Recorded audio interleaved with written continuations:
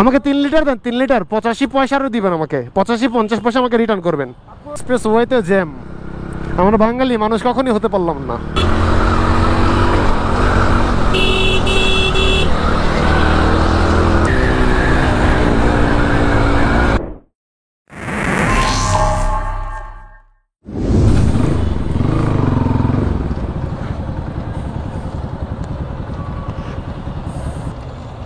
এতে তেলটা ভালো, কিন্তু এরা চুরি বাটপারি করে অনেক বেশি। তেলটা ভালো কিন্তু চুরি বাটপারি করে অনেক বেশি। দেখি এখনই আসলে আমার গেঞ্জাম লাগবে, এখনই লেগে যাবো গেঞ্জাম, এখনই গেঞ্জাম লাগবো। 391। তাহলে আপনি এক কাজ করেন, আমারে 3 লিটার তেলের দাম কত আসে? 385 টাকা 50 পয়সা। 385 টাকা 50 পয়সার তেল দেন 3 লিটার। 3 লিটার 3 লিটার দিবেন না আমাকে? তো 3 লিটার দিবেন না আমাকে? তো আমায় 91 টাকা দিতে সমস্যা কোথায়? কেন বেচবেন না? আমি তো টাকা দিতেছি, খুচরা টাকা দিতেছি আপনারে আমি। আমাকে 3 লিটার দেন, 3 লিটার 85 পয়সারও দিবেন আমাকে, 85-50 পয়সা আমাকে রিটার্ন করবেন। আরে ভাই তা আমি সব জায়গায় বেচে, সব জায়গায় বেচে। ওই ট্রাস্টে চলেন, ট্রাস্টে দিব। পিছনটা চলেন, পিছনটাতে দিব। ওই যে পিছনে যেটা আছে সেটা তো দিব, সব জায়গাতেই দেয়। আপনি আমাকে দেন। আচ্ছা, ওই খুচরা টাকাটা দিলে কি সমস্যা হবে? ভাঙতি টাকা তো ভাঙতি টাকা দিবেন না, নিবেন না? এখন তেলের দামই তো ভাঙতি করছে।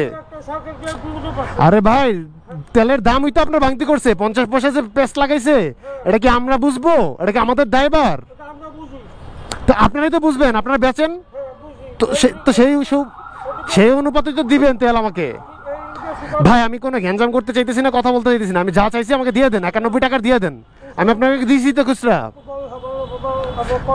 কেন দিবেন না? না আমি ওটা নিব না, আমার 91 টাকা লাগবে, দেন। আরে কেমন ধরনের কথাবার্তা বলতেছেন আপনি? তেল দেন এখানে 391। কেন হইব না? আমি দাঁড়াবো, তেল না দিলে আমি সাইড করবো না তো। ক্যাশের লোকে ডাকে আনেন, আমার তো টাকা নাই, আমি তো টাকা দিতেছি আপনাকে। সমস্যাটা কোথায়? কি 2 টাকার তেল নিতেছি কই আমি? কি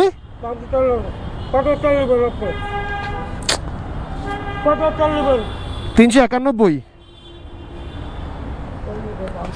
391 391। হ্যাঁ দেন, এটা ছাড়া দেন, এটা ছাড়া দেন। হ্যাঁ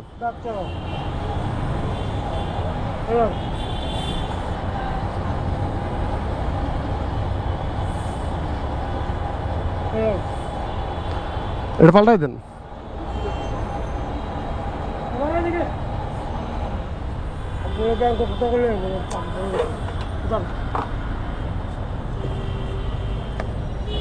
শুধু শুধু আমার সাথে গ্যাঞ্জামটা করে লাভ আছে? এই তো তেল দিয়েছেন, দিতে তো কোনো সমস্যা নাই। পুরো ঢাকা শহর থেকে তেল নেই।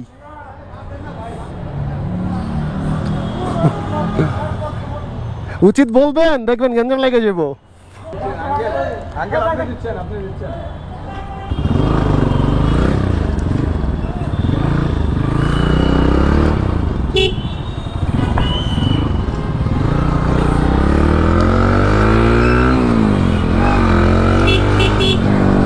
খুচরা টাকার তেল দিতে কেন এত সমস্যা ঢাকা শহরের পাম্পদের?